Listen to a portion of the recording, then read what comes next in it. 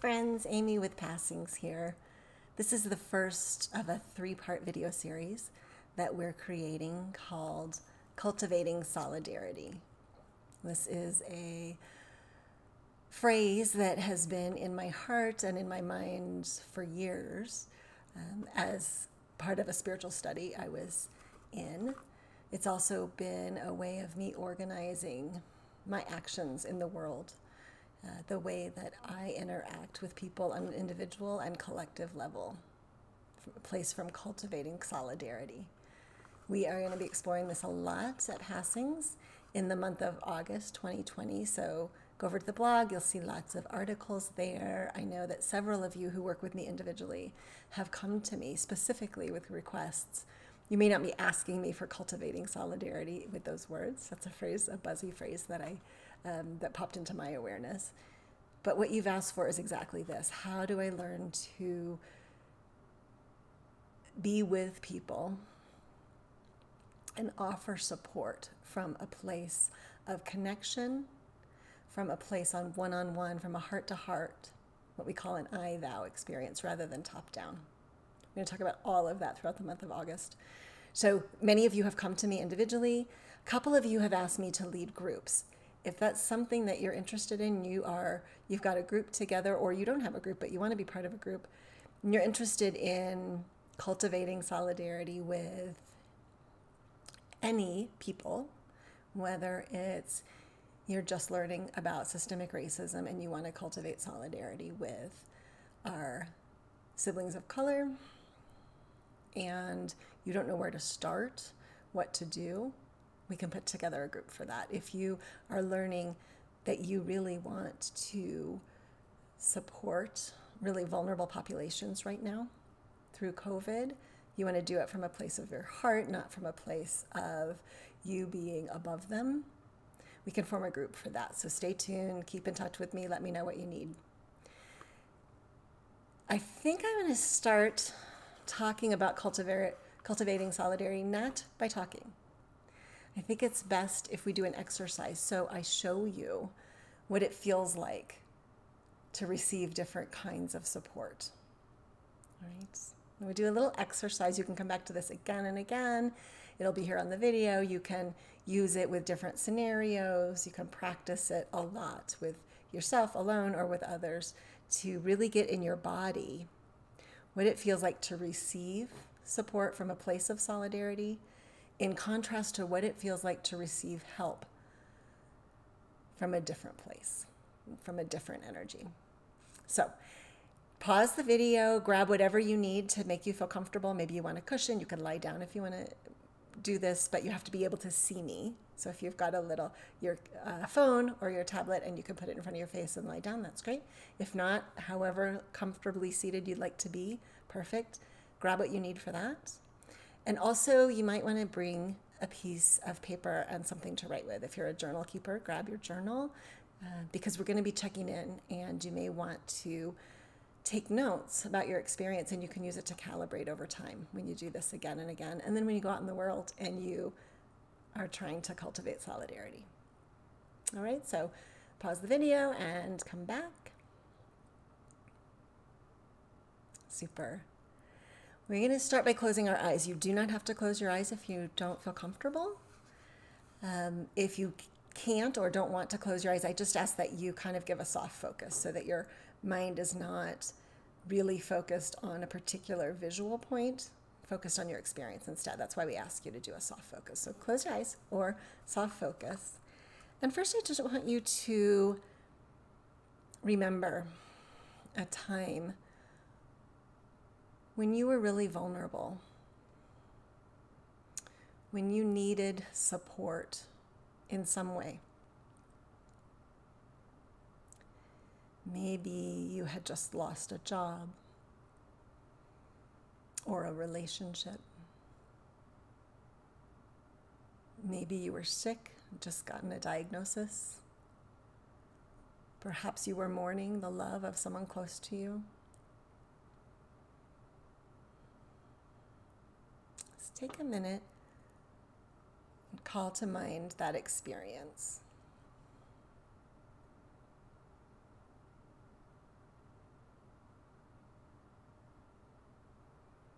And once you've got it, I want you to really allow your being to feel what it felt like back then. Allow your body, your emotions, your mind to really be in that moment of vulnerability where you needed some kind of support. And using your breath and your imagination, just breathe that experience present. And that's going to be home base. I'm going to keep coming back to that again and again. So if I say home base, this is home base. This experience of being very vulnerable and needing support. Good. And holding that experience within you, I want you to imagine that you've just told me what's going on for you. And then open your eyes. Oh, you poor thing. That is just terrible, you poor, poor thing.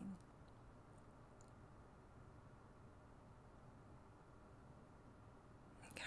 Pay attention to your body. Check in with your body. See how that feels in your physical form. Notice any thoughts or emotions that arise. You might want to pause the video and take some notes.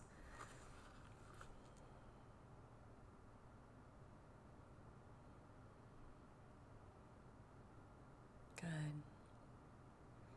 Now come back. You might want to close your eyes again. We're going to go back to home base. So build up that experience in your body. Same one, same memory. Call up that experience of being vulnerable and needing support of some kind. If you need to shake off my response and your response to my response, do that physically. Give yourself a little shake. And then come back to home base, that place of vulnerability.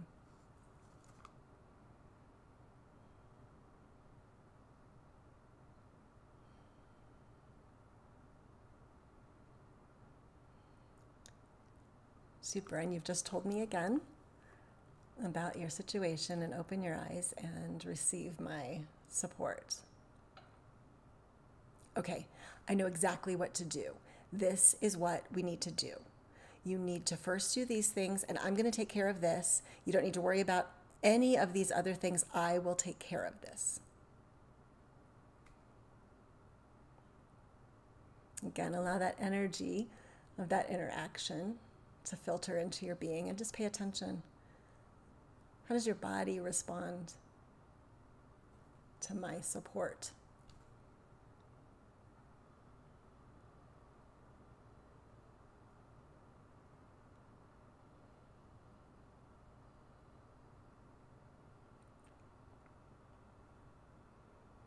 Taking some notes, perhaps.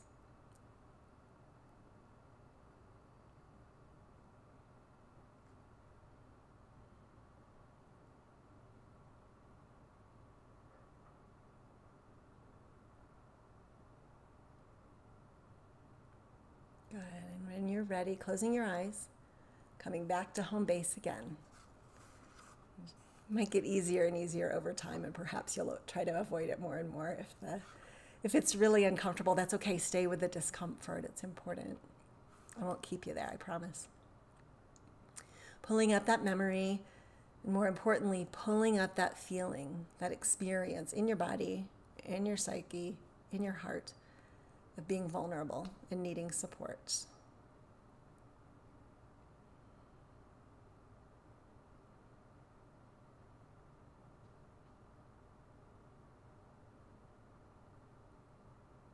Super, and opening your eyes. Oh my gosh, that is just horrible. That is awful. I can't believe it. I don't know what I would do in your situation. What are you feeling like? What's going on? How are you dealing with this? That is awful. Again, taking that all in. If it helps to close your eyes, do that. Paying attention to where in your body you have a response to my words and my energy. What emotions arise.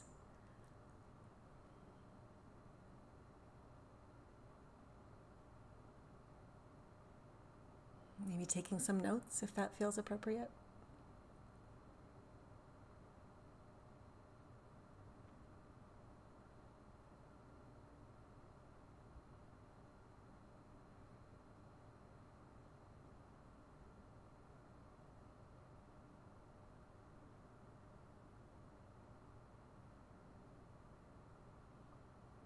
Good. And one last time, come back to home base. This is your last experience of this.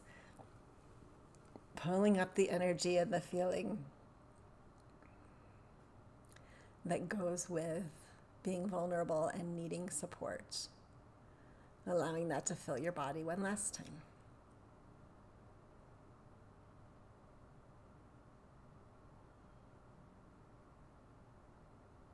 Good. And when you're ready, open your eyes.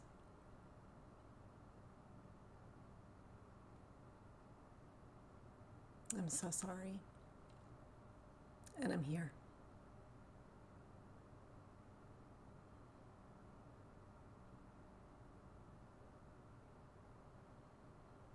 One last time, paying attention to your body, paying attention to how you receive that offer of support, that kind of support.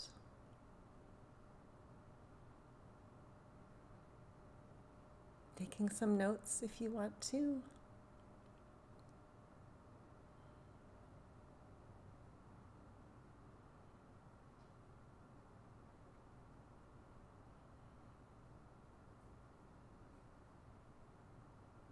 Good. And then closing your eyes or going back to soft focus and shaking that off, doing whatever you need to do. So I like to move my body to shake off these experiences. You might want to just focus on your breath. Anything you need to do to let that experience go.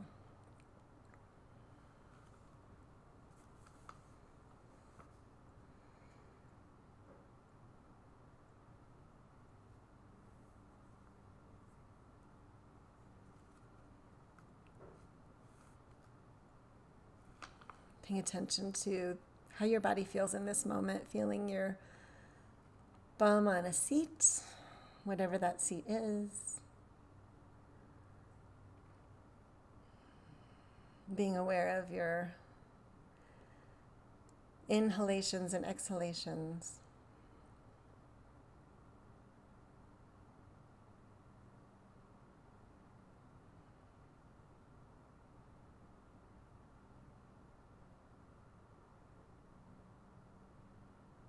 And when you're ready, you can open your eyes. So the first three responses I had did not come from a place of solidarity. Right? The first one was more a form of pity. And if you've ever been on the receiving end of pity, which I'm sure all of us have, it doesn't ever feel good. When we are pitied, we are very aware that we're below the person who's offering that pity. There's a hierarchy there. Pity is not solidarity. The second form of support is a kind that I like to call fix it. Again, we've probably all had this. And I shouldn't just say have received. I have offered all of these kind of support in the past, working to change that. So the fix it person comes in and right away gives us advice or takes over or takes action from a place of getting rid of the situation or taking care of the situation. We'll talk about that phrase perhaps in the future. So that's number 2. Number 3 was an example of what I call over-identification. And the person was so overwhelmed. When I was so overwhelmed with what you had shared with me, I actually was bringing my imaginary response to what I would feel like in that situation and kind of throwing it on you. In each of these situations, I actually was throwing a lot of energy at you. I don't know how that related to your body, and it's just great information for you to know. The fourth scenario, I was not throwing something at you. I also wasn't backing away, because we've all had that kind of support, which is somebody disappearing. I didn't give you that example. I wasn't backing away with my energy and my focus at all, my presence. I didn't disappear. I was right here. That's solidarity. I was here with you. And I hope you felt the difference. It's a little hard on video. I don't know how it came across to you. My husband's right there. He's saying it came across great to him. He got it. So we have all, like I said, been on the receiving end of all of these kinds of support, and they don't feel good. A lot of times we have to take whatever is being offered. We're in such a situation myself all the time that I have to take medical support from people who are giving it with pity. Certainly from people who are giving it with a fix-it attitude. Very rarely in healthcare have I been on the receiving end of an over identification, but lots of my friends over the years have offered support from a place of over identification. We're taught all of these ways to be. We are. So right now we get to start over. If this is your first time even thinking about how you offer support and the energy with which you offer support, totally okay. We have lots and lots of history of being taught one way to do things.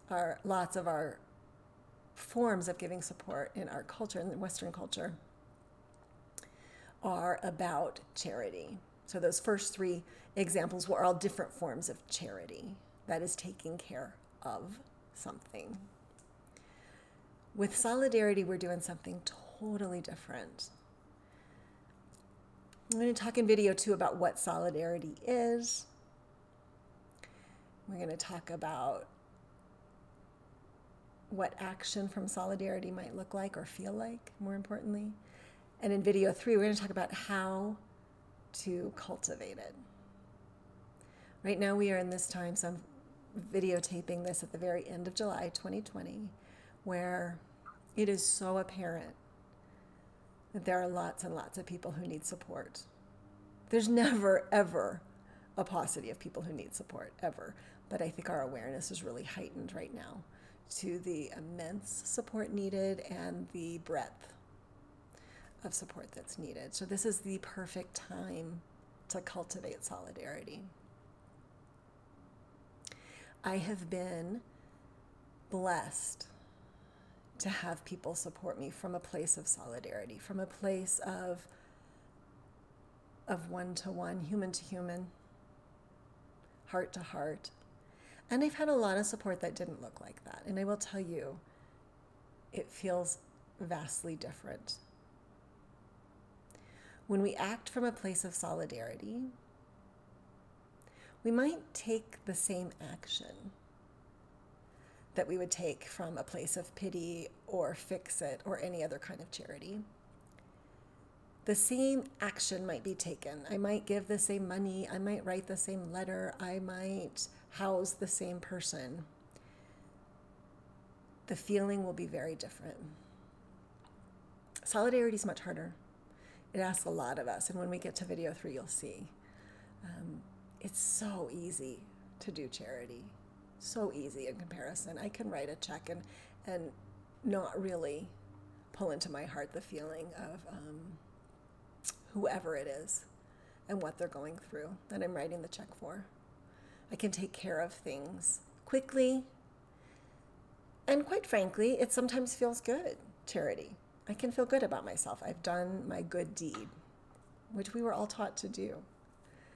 Solidarity is hard. It sometimes doesn't feel good. Cultivating it doesn't always feel great, because it asks of us to do a lot of inner work, which is never easy. But I promise you, not only is the person receiving the support from a place of solidarity, not only do they feel the difference, you will feel the difference. When I have been the person offering support from a place of solidarity, I have been changed by that. I have been changed. So this is one of the things we want to talk about this month. We want to play with, how can we cultivate solidarity? A lot of people start with the action first. What do we do? And right now, there's so much to be done, right? There's so many people who need money, they need food, people need medical help. Some of us have had increased awareness about disparity and inequity in our communities, in our culture, in our country, and we want to help right now. Super important. The action is absolutely important. I feel very strongly that taking the time to cultivate the solidarity, we don't have a lot of time, but taking a little bit of time so that we come from a place of solidarity. The actions still have to happen, and they will feel different. So I hope you'll join me in the next couple of videos and also throughout the month and forever as I practice and I learn about cultivating solidarity, as you teach me, as we share this process together. Together we're going to create a world where there is common ground for all. Stay tuned.